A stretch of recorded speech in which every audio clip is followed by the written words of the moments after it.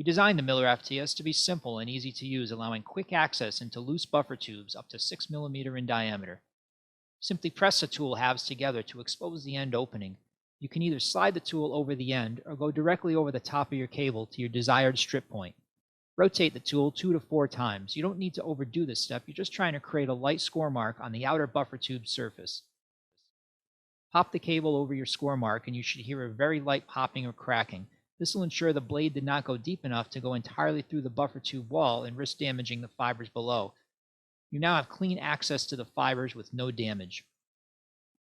The Miller FTS provides one-step precision buffer tube scoring. It has a factory-set hardened carbon steel blade that requires no adjustments for the life of the tool, and the body is made from a resilient polymer to ensure a long life. We offer the Miller FTS in multiple blade depths, which are color-coded so you can identify which diameter and wall thickness buffer tube best suits your application needs.